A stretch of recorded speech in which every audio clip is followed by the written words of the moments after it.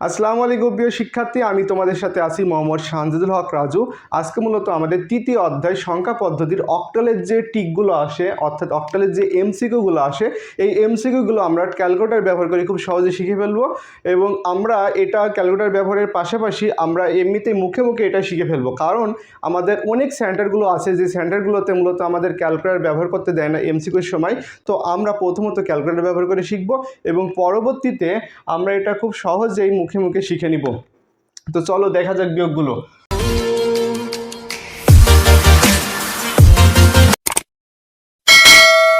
তো প্রথমে আমরা একটা সংখ্যা দেখতে পাচ্ছি। এই সংখ্যাটা মূলত বলতে চাই 17 একটা অক্টাল সংখ্যা এবং এর পরের সংখ্যাটি কত। তো আমাদের অক্টাল সংখ্যা সবসময় বলবে যে পরের সংখ্যাটি কত, আগের সংখ্যাটি কত, বা আমাদের অক্টাল একটা যোগ দিয়ে তার অ্যান্সার যেতে পারে এমসিকিউতে। তো আমাদের যখন পরের সংখ্যাটি বলবে আমরা মূলত ক্যালকুলেটর ব্যবহার করে খুব সহজে এটা করতে পারবো। তো আমরা প্রথমে ক্যালকুলেটরে কি কি কাজ করব সেটা তোমাদের একটু বলে দিই। প্রথমে তোমরা ক্যালকুলেটরে মুড অপশন দুইবার চাপবা। মুড অপশন দুইবার চাপার পরে তোমাদের বেজ অপশন আসবে 3 চেপে নিবা। 3 চাপার পরে তোমাদের মূলত ক্যালকুলেটরটা বেজ ভিত্তিক হয়ে যাবে। তো বেজ ভিত্তিক হওয়ার পরে তোমরা পাশেই দেখতে পাবা যে ডেসিমেল আছে লেখা, তোমরা সেটা প্রথমে অক্টালে করে নিবা। যে এই জায়গাটায় অক্টালে করে নিবা, তোমরা অক্টাল করে নিলে। তো অক্টাল করে নেওয়ার পরে তোমাদের মূলত ক্যালকুলেটরটা এখন হলো অক্টাল মোড হয়ে গেল। অক্টাল মোড হয়ে যাওয়ার পরে তোমাদের যে সংখ্যাটা দেওয়া আছে 17, এই 17 চাপার পরে তার সাথে তোমরা 1 যোগ করবা, কারণ আমরা জানি পরের সংখ্যা সবসময় কীভাবে বের করতে হয়। আচ্ছা, যদি আমাদের এটা ডেসিমেল নিয়মে হতো, যে এটা বলতো যে 30-এর পরে কত, আমরা বলতাম 31। আবার যদি বলতো 28-এর পরে কত, 29-এর পর কত, 30। আমরা এটা কিভাবে বের করি? আমরা মূলত এটা বের করি প্রত্যেকটার সাথে 1 করে যোগ করি। 1 করে যোগ করলে তার পরের সংখ্যাটি বেরোয়। ঠিক সেমভাবে আমরা অক্টালেও 17-র পরের সংখ্যাটি মূলত বের করব 1 যোগ করে। অর্থাৎ 17 আমি অক্টালে চাপিয়েছি, 17 চাপার পরে আমরা 1 যোগ করলাম, তাহলে আমাদের বেড়াই গেল কত, 20। তাহলে এখানে মূলত আমাদের অ্যান্সারটা হচ্ছে 20। তারপর আমরা দ্বিতীয়টায় আসি। দ্বিতীয়টা আমাদের বলেছে অক্টাল সংখ্যা পদ্ধতি 177-এর পরের সংখ্যাটি কত। এটা মূলত আমাদের আইছিল কুমিল্লা বোর্ড 2016 সালে। তো আমরা সেমভাবে অক্টাল মোড করে নিব। অক্টাল মোড করে নিলাম এবং আমরা 177 চাপলাম, তার সাথে আমি 1 যোগ করলাম। কেন? পরের সংখ্যাটি চেয়েছে। যদি আমাদের আগের সংখ্যাটি চেয়েছে তাহলে আমরা কি করতাম, 1 বিয়োগ করতাম, এবং আমাদের যেহেতু পরের সংখ্যাটি চেয়েছে এই জন্য আমরা কি করলাম, 1 যোগ করলাম। তাহলে আমরা 1 যোগ করলাম, 177-এর সাথে 1 যোগ করলাম, তাহলে আমরা পেয়ে গেলাম 200। তাহলে এই যে আমার যে অ্যান্সারটা হচ্ছে মূলত কত, 200। অ্যান্সারটা হচ্ছে 200। তাহলে আমরা ক্যালকুলেটর ব্যবহার করে কিন্তু খুব সহজেই অ্যান্সারগুলো করে ফেলতে পারছি।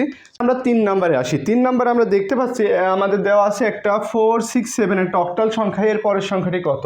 তো আমরা সেমভাবে 467 প্রথমে আমরা অক্টাল মোড করে নেব ক্যালকুলেটরে।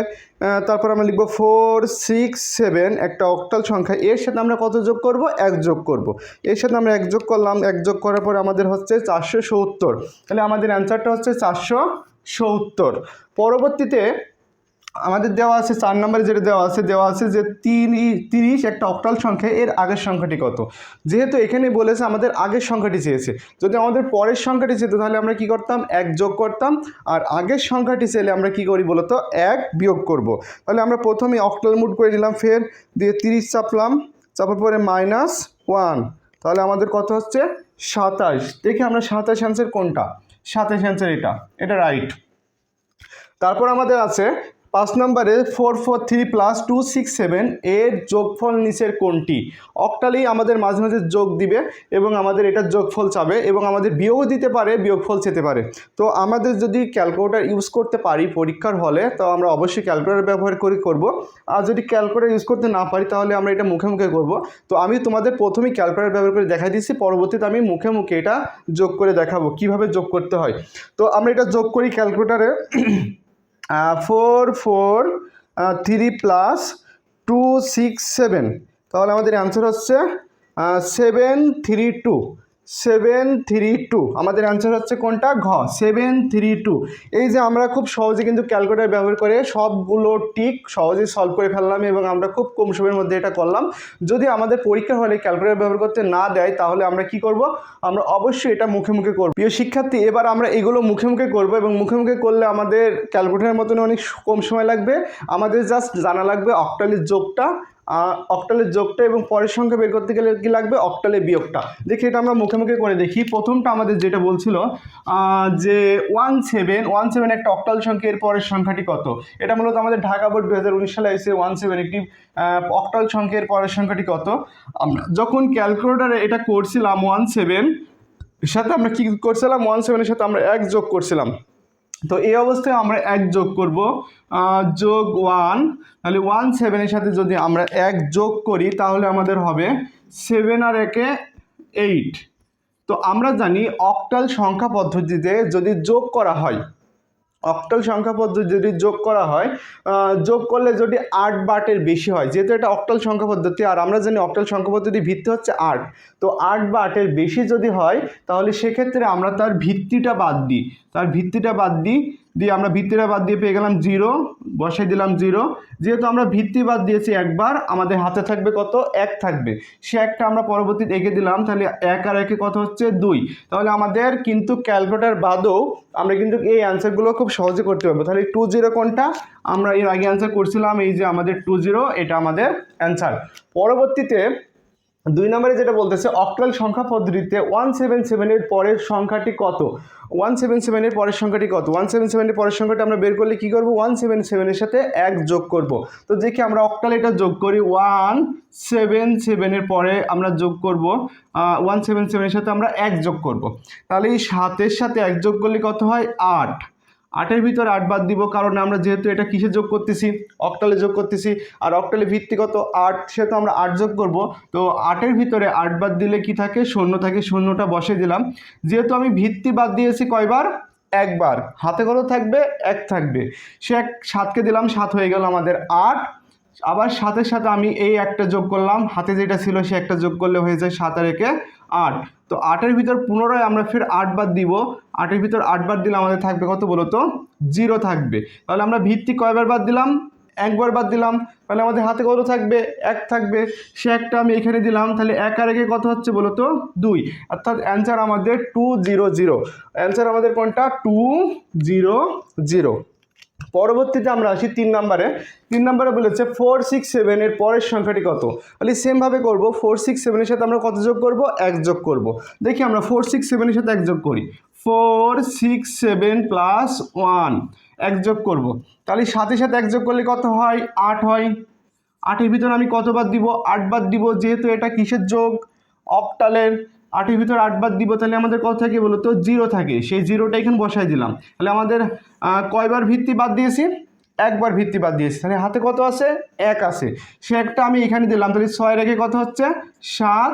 আর হাতে তো কিছু নাই এখন, তাহলে 4-এর ভিতর তো 4-এর সাথে আমরা কিছু যোগও করতে পারছি না, তাহলে 4 এখানে বসে যাবে। তাহলে অ্যান্সার হচ্ছে 470। 470 আমরা অ্যান্সার কিন্তু এটা করছিলাম যে 470। পরবর্তীতে আমরা আসি 4 নম্বরে। 4 নম্বরে আমাদের বলেছে যে 30 একটা অক্টাল সংখ্যা, এর আগের সংখ্যাটি কত?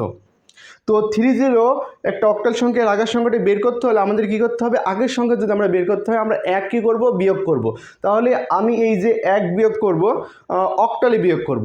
তোমরা যারা অক্টালে যোগ বিয়োগগুলো একটু কম বুঝতেছো, তোমরা অবশ্যই আমার প্লেলিস্টে যে দেখতে পাবা যে অক্টালের যোগ বিয়োগ খুব সুন্দরভাবে দেওয়া আছে।